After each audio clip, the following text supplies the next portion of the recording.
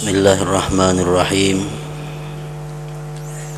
Alhamdulillahilladzi khalaqal arda was sama walladzi khalaqa ma bainahuma. Asyhadu an la ilaha illallah wahdahu la syarikalah dzul izzati wal kibriya. Wa asyhadu anna sayyidana Muhammadan abduhu wa rasuluhu dzul baha. Allahumma salli wa sallim wa barik ala sayyidina wa maulana Muhammadin arhamir ruhama wa ala alihi wa ashabihi wa atba'ihi wa dzurriyyatihil kurama, amma ba'd. Yang kita hormati dan kita cintai para habaib dan para alim ulama, para muhibbin, hadirin hadirat rahimakumullah. Pertama-tama puji dan syukur kehadirat Allah Subhanahu wa ta'ala atas limpahan taufik, hidayah dan nikmat yang tak terhingga. Salawat dan salam selalu kita haturkan kepada junjungan kita Nabi besar Muhammad sallallahu alaihi wasallam dan kepada seluruh keluarga, para sahabat, zuriat dan pengikut-pengikut beliau. Para muhibbin rahimakumullah, yang ke-85 daripada surah-surah Al-Quran, Suratul Buruj, Makiyatun wa ayatuha thintani wa ishrun. Surat yang bernama Al-Buruj diturunkan di Mekah dan ayat-ayatnya berjumlah 22 ayat.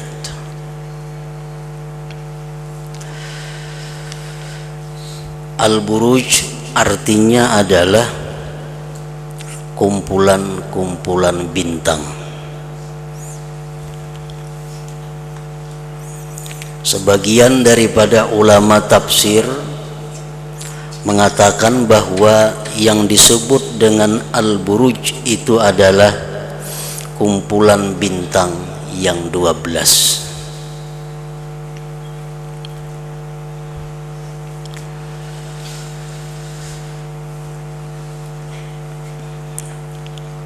Kumpulan bintang yang 12 itu adalah diliwati oleh bumi sewaktu bumi itu mengelilingi matahari.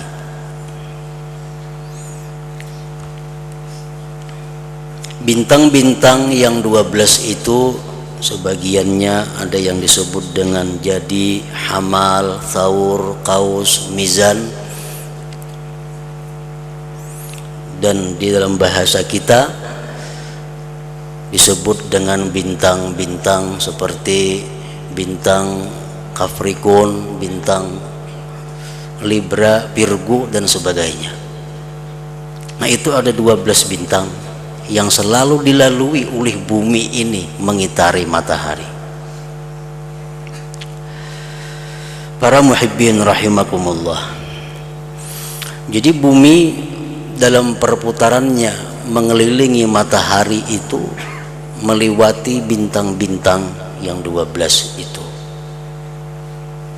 Dan keadaan suhu di bumi ini panas, dingin, itu tergantung bumi melewati bintang apa.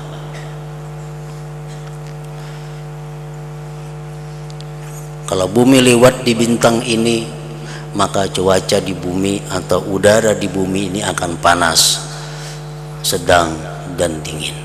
Tergantung waktu itu bumi lewat di bintang mana dari yang 12 bintang itu. Nah, kumpulan bintang-bintang itu disebut adalah Al-Buruj namanya. Para muhibbin rahimakumullah, mengetahui tentang bintang-bintang itu adalah sesuatu yang dikatakan oleh sebagian ulama hukumnya fardu kifayah. yang mana dengan mengetahui perbintangan itu kita dapat mengetahui arah kiblat, kita dapat mengetahui timbulnya bulan dan sebagainya. Dan mempelajari ilmu perbintangan itu bisa juga dikatakan haram hukumnya apabila sudah melewati daripada batas-batas yang ditentukan, seperti meramal-ramal orang dengan ramalan bintang itu. Misalnya orang ini lahir di bulan Juni ini berarti bintangnya itu bintang Jauza atau bintang Gemini. Nah, kalau orang lahir di bulan itu berarti orangnya kelakuannya, akhlaknya seperti ini. Nah, itu sudah merupakan ilmu yang diharamkan oleh Allah Subhanahu wa taala. Nah, orang yang ahli di dalam perbintangan itu disebut dengan munajjim atau orang yang ahli nujum. Dan kita umat Nabi Muhammad sallallahu alaihi wasallam dilarang mempercayai hal-hal yang bersangkutan dengan ramalan-ramalan bintang itu. Kalau manusia ini lahir di bulan ini, maka jodohnya istrinya mesti yang lahir di bulan A umpamanya. Nah, orang yang lahirnya di bintang ini, maka ekonominya pada bulan ini akan sulit, kesehatannya akan menurun. Nah, itu ramalan-ramalan bintang yang diharamkan kita mempercayainya. Rasulullah sallallahu alaihi wasallam bersabda, "Man saddaqa kahinan aw arrafan aw munajjima lam yuqbal lahu salatu arba'ina yauma." Barang siapa yang mempercayai kahina, kahin itu orang yang menangguh sesuatu yang akan terjadi dengan melalui sahabat-sahabat jin. Kayak apa kaina mun aku berusaha ini baiklah kira-kira, mun aku mendulang boleh hilah kaina, minta tangguh. Arrafan itu orang yang mengetahui hal-hal yang telah lalu. Misal orang kehilangan, orang keciciran, dapatlah kira-kira barangku itu. Nah, itu arrafan. Au munajjiman atau mempercayai ahli-ahli perbintangan tadi. Nah, mempercayai itu tidak diterima baginya salat selama 40 hari. Walaupun di surat kabar kadang-kadang ada, di televisi ada ramalan-ramalan bintang itu. Nah, sedikit pun itu jangan dipercayai. Bila kita mempercayai, itu akan merusak diri kita, merusak iman kita kepada Allah Subhanahu wa taala.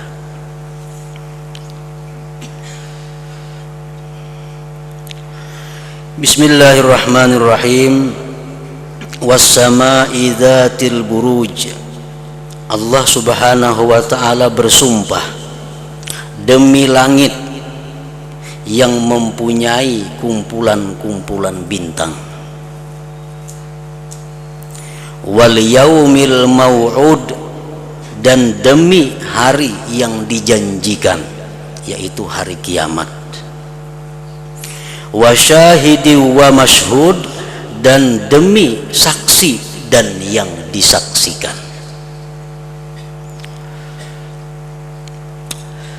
Sebagian ulama tafsir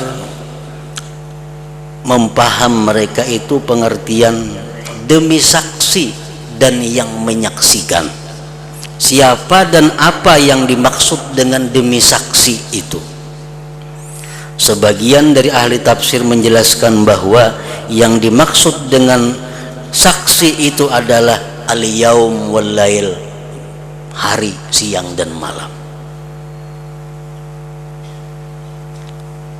Jadi hari, siang, malam itu merupakan saksi tentang apa yang kita kerjakan pada hari itu. Rasulullah sallallahu alaihi wasallam bersabda, "Laisa min yaumin ya'ti 'alal 'abdi illa yunada fihi ya bani Adam ana khalqun jadid wa ana fima ta'malu alaika syahid fa'amal fiyya khaira ashhad laka bihi ghada fa inni law qad madaitu lam tarani abada wa yaqulul lail misla dzalik, rawahu Abu Nuaim. Sabda Rasulullah sallallahu alaihi wasallam, tidak ada daripada hari yang datang atas seorang hamba melainkan diseru pada itu hari, hai manusia, aku adalah makhluk yang baru. Hari ini hari Senin, ini hari Senin yang baru, bukan Senin yang minggu dahulu, bukan Senin yang bulan dahulu, apalagi hari-hari yang telah lalu itu dia pulang, dia kembali tersimpan di bawah arasnya Allah subhanahu wa ta'ala. Aku adalah makhluk yang baru dan aku akan menyaksikan apa-apa yang kau perbuat. Perbuatlah padaku kebaikan, niscaya aku bersaksi untuk engkau nanti pada hari kiamat. Jikalau aku telah liwat, engkau tidak akan bisa melihat aku lagi selamanya. Hari Senin liwat, seumuran kita kada bakal berjumpa hari Senin itu lagi. Dan malam pun berkata seperti itu. Nah, para muhibbin rahimakumullah, Allah subhanahu wa ta'ala bersumpah dengan hari. Para salafus salihin, orang-orang salih yang terdahulu, apabila mereka pernah melakukan sesuatu yang tidak disenangi Allah, misalnya pada hari Selasa, mereka memperbuat sesuatu yang dimurkai Allah atau dibenci Allah. Nah, setiap hari Selasa mereka itu sedih, karena pada hari Selasa yang dulu pernah melakukan hal-hal yang dilarang oleh Allah subhanahu wa ta'ala. Sedihnya apa? Sedihnya kalau dosa yang pernah diperbuat pada hari Selasa yang dahulu itu tidak dihapuskan oleh Allah subhanahu wa ta'ala. Maka dia akan bersaksi di hadapan Allah pada hari kiamat. Nah, jadi setiap hari Selasa umpamanya ia berbuat dosa, dia sedih, dia termenung, dia tafakur, dia tobat kepada Allah subhanahu wa ta'ala. Nah, wa syahidin, dan demi saksi, wa masyhud, dan demi yang disaksikan. Yang disaksikan ini menurut sebagian ulama tafsir adalah yaumul jumu'ah, hari Jumat. Rasulullah sallallahu alaihi wasallam bersabda, "Aktsiru alayya minas salah yaumal jumu'ah fa innahu yaumun masyhud tashhaduhul malaikah." Akhrajahu Ibnu Majah. Sabda Rasulullah, perbanyaklah atasku bersalawat pada hari Jumat, karena itu hari yang disaksikan, menyaksikan akan hari itu oleh malaikat Allah subhanahu wa ta'ala. Artinya pada hari Jumat itu Allah menurunkan banyak malaikat ke bumi ini khusus untuk menyaksikan perbuatan manusia, yang malaikat itu tidak diturunkan pada hari-hari yang lainnya. Makanya itu orang yang beriman yang mati pada hari Jumat, dia akan selamat daripada fitnah kubur, asal beriman. Orang yang beriman mati hari Jumat dapat kemuliaan karena kematiannya disaksikan oleh para malaikat itu. Rasulullah SAW bersabda, kullu amalin ya'maluhul insan yaumal jumu'ah yuktabu lahu sab'ina hasanah, rawahu Tabarani. Tiap-tiap amal yang dilakukan oleh manusia pada hari Jumat maka ditulis sebagai 70 kebaikan.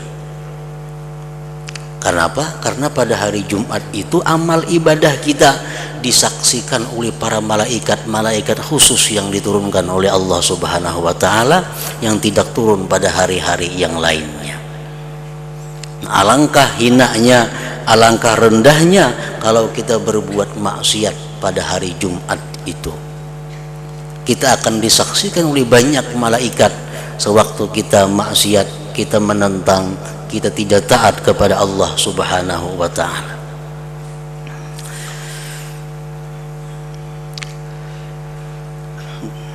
Wa syahidi wa mashhud,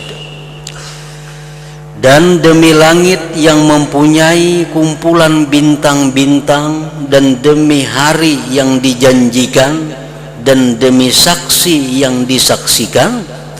Jawabnya adalah latub'atsunna, kalian nanti sungguh akan dibangkit pada hari kiamat nantinya. Allah Subhanahu wa ta'ala bersumpah untuk meyakinkan kepada manusia tentang terjadinya hari berbangkit itu. Ini surah-surah Makkiyah, surah yang diturunkan di Mekah, karena orang-orang kafir Quraisy Mekah itu kada percaya dengan hari berbangkit. Sehingga Allah bersumpah dengan matahari, Allah bersumpah dengan macam-macam yang meyakinkan mereka bahwa hari berbangkit itu pasti akan terjadi.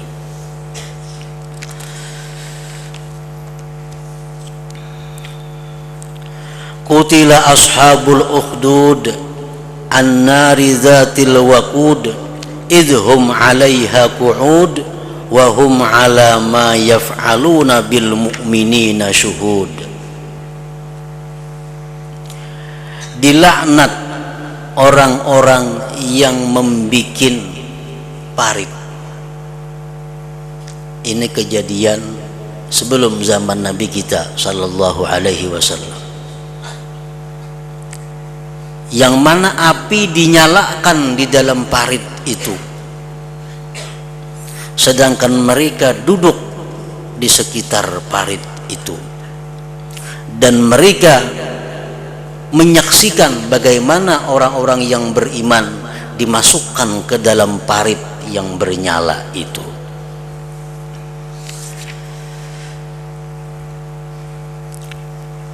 Ada seorang penguasa dahulu kala sebelum zamannya Nabi Sallallahu Alaihi Wasallam di suatu tempat yang bernama Najran. Najran ini antara Madinah dan Yaman. Di situ kalau ada orang-orang yang menyembah Allah pasti akan disiksa. Nah, kayak apa mereka menyiksanya? Mereka bikin parit, dinyalakan api di dalam parit itu. Mereka dudukan di sekitar parit itu. Kalau ada orang liwat, orang itu menyembah Allah dan kada mau menyembah berhala, masuk ke dalam parit. Nah, Allah Subhanahu wa ta'ala menjelaskan di dalam ayat ini, mereka itu adalah orang-orang yang terkutuk, orang-orang yang terlaknat. Wa ma naqamu minhum illa ayyuminu billahil azizil hamid. Dan mereka tidak menyiksa daripada orang yang beriman itu, melainkan karena mereka beriman dengan Allah yang maha mulia dan terpuji. Bila beriman kepada Allah, masuk parit. Alladzi lahu mulkus samawati wal ard wallahu ala kulli syai'in syahid. Yang bagi Allah itu kerajaan langit dan bumi, dan Allah atas tiap-tiap sesuatu itu menyaksikan. Innal ladzina fatanul mu'minina wal mu'minat thumma lam yatubu falahum adzabu jahannam walahum adzabul hariq. Sesungguhnya orang-orang yang menganiaya orang-orang yang beriman, baik mukmin laki-laki atau mukmin perempuan, karena mereka menjalankan perintah Allah, kemudian mereka tidak tobat, maka bagi mereka azab jahannam dan bagi mereka azab yang membakar. Nah, di sini Allah Subhanahu wa ta'ala mengingatkan kepada orang-orang yang mengganggu, kepada orang-orang yang menganiaya terhadap orang-orang beriman, yang mana mereka itu ingin menjalankan perintah Allah Subhanahu wa ta'ala, yang mana mereka itu ingin menegakkan kebenaran di permukaan bumi ini. Siapa-siapa yang menghalangi mereka beribadah, siapa yang menghalangi mereka bertakwa kepada Allah, Allah mengancam mereka dengan azab jahannam yang membakar itu. Para muhibbin rahimakumullah, tercatat di dalam sejarah kita Masyitah, seorang perempuan di zamannya Fir'aun. Dia menyembah Allah. Dia dianiaya, bahkan sempat terbunuh. Karena Masyitah ini mempertahankan keimanannya kepada Allah Subhanahu wa ta'ala. Nah, orang seperti Fir'aun itu termasuk dalam ayat ini, innalladzina fatanul mu'minina wal mu'minat. Dia mengganggu, menghalangi orang yang ingin beribadah. Di zaman Rasulullah sallallahu alaihi wasallam disebutkan salah seorang syahid yang bernama Yasir, bapaknya daripada Ammar. Yasir seorang laki-laki tua yang miskin. Dia dipaksa untuk meninggalkan imannya. Dia dihukum untuk kembali kepada agama yang dahulu, meninggalkan Islam. Tapi Yasir tetap bertahan sampai dia akhirnya mati syahid. Istri Yasir yang bernama Sumayyah, perempuan tua ini merupakan perempuan pertama yang gugur sebagai syahid di dalam Islam. Ini perempuan tua disiksa, ditumbak perutnya karena mempertahankan imannya.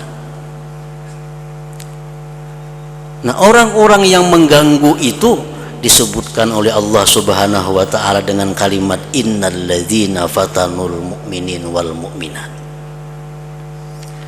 Oleh para ulama tafsir disebutkan bahwa termasuk di dalam ayat ini adalah orang-orang tua yang menghalangi anaknya untuk menjalankan perintah Allah. Anaknya hendak taat kepada Allah diganggu, anaknya menjalankan syariat Allah ditangati, anaknya hendak sekolah agama ditangati. Termasuk dalam ayat innalladzina fatanul mu'minin wal mu'minat. Termasuk dalam ayat ini pula seorang suami yang melarang istrinya menjalankan hukum Allah Subhanahu wa ta'ala. Istrinya ingin jadi orang yang taat kepada Allah, istrinya ingin jadi orang yang salihah, tapi suaminya menghalangi. Nah, suami itu pun termasuk dalam ayat ini. Demikian pula halnya pemerintah yang menghalangi rakyatnya menjalankan ibadah, pemerintah yang menghalangi rakyatnya bertakwa kepada Allah, maka pemerintah itu pun termasuk dalam ayat innalladzina fatanul mu'minin wal mu'minat tsumma lam yatubu falahum adzabu jahannam walahum adzabul hariq. Nah, para muhibbin rahimakumullah, kita seorang rakyat wajib tunduk kepada ulil amar. Seorang anak wajib taat dan patuh kepada orang tuanya. Seorang istri wajib taat dan patuh kepada suaminya, selama apa yang diperintahkan mereka itu tidak bertentangan dengan hukum Allah Subhanahu wa ta'ala. Kalau perintah dari pemerintah, perintah dari orang tua, perintah dari suami bertentangan dengan hukum Allah Subhanahu wa ta'ala, Rasulullah mengatakan la ta'ata li makhlukin bi ma'siyatil khaliq. La ta'ata li makhlukin bi ma'siyatil khaliq. Tidak boleh taat kepada seorang jua pun daripada makhluk kalau itu maksiat kepada Allah Subhanahu wa ta'ala. Ibu, bapak menyuruh anak, tapi yang disuruh itu hukumnya haram. Si anak wajib taat kepada Allah, bukan taat kepada kedua orang tuanya. Seorang suami menyuruh bininya berbuat ini, berpakaian ini, tapi maksiat. Suami istrinya wajib taat kepada Allah, bukan taat kepada suaminya. La ta'ata li makhlukin bi maksiatil khaliq. Jadi orang yang nomor satu yang kita taati di atas segala-galanya adalah Allah Subhanahu wa ta'ala. Kalau ada orang yang menghalangi kita taat kepada Allah, ada orang yang menghalangi kita menjalankan ibadah kepada Allah, orang itu diancam oleh Allah Subhanahu wa taala dengan azab jahanam dan azabul harik ini. Para muhibbin rahimakumullah, selanjutnya suratul Tariq yang ke-86. Ila hadratin Nabi sallallahu alaihi wasallam, al-Fatihah. Iyyaka na'budu wa iyyaka nasta'in, ihdinas siratal mustaqim.